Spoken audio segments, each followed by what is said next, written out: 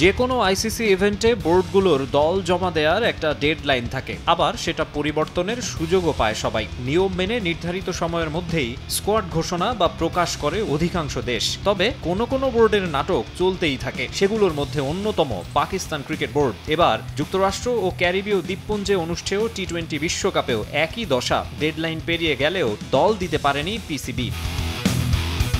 New Zealand, দক্ষিণ Africa, England, Bharat, Australia, এমনকি আফগানিস্তান, নেপালও ঘোষণা করেছে স্কোয়াড। তবে ব্যতিক্রম বাংলাদেশ। যদিও আনুষ্ঠানিকভাবে ঘোষণা না দিলেও আইসিসিতে পাঠিয়েছে বিসিবি, কিন্তু পাকিস্তান সেটাও পাঠায়নি, এমনকি জানায়নি বিশ্বকাপের টেকনিক্যাল কমিটিকেও। আর এ নিয়ে কোনো ভ্রুক্ষেপও নেই তাদের। পিসিবি কর্মকর্তাদের বক্তব্য, এটা কোনো বিষয়ই না। যেহেতু 24 মের মধ্যে স্কোয়াড পরিবর্তনের সুযোগ আছে, তাই দল এখন ঘোষণা করলেই কি আর না করলেই কি।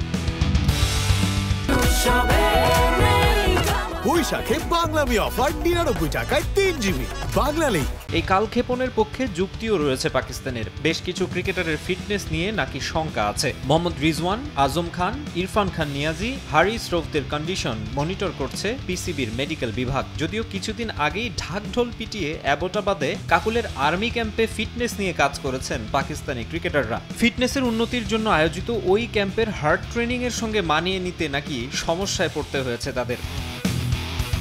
বিশ্বকাপের আগে টিম বন্ডিং নিয়েও কাজ করতে চাইছে পাকিস্তান। শাহিন শাহ আফ্রিদিকে সরিয়ে আবারও টি-20 দলের অধিনায়ক করা হয়েছে বাবর আজমকে। এ নিয়ে দলের মধ্যে রয়েছে চাপা উত্তেজনা। এ অবস্থায় মাঠের পারফরম্যান্সও আশানুরূপ নয়। অধিকাংশ স্টার ক্রিকেটার আইপিএলে অংশ নেয় দ্বিতীয় সারির দল নিয়ে পাকিস্তান সফর করেছে নিউজিল্যান্ড দল। তারপরও টি-20 সিরিজটা জিততে পারেনি পাকিস্তানিরা।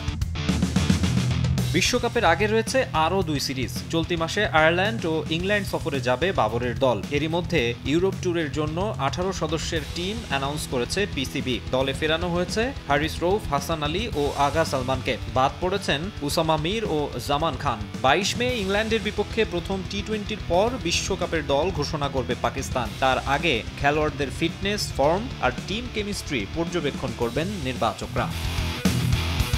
মাকসুম আলম খান, সময় সংবাদ।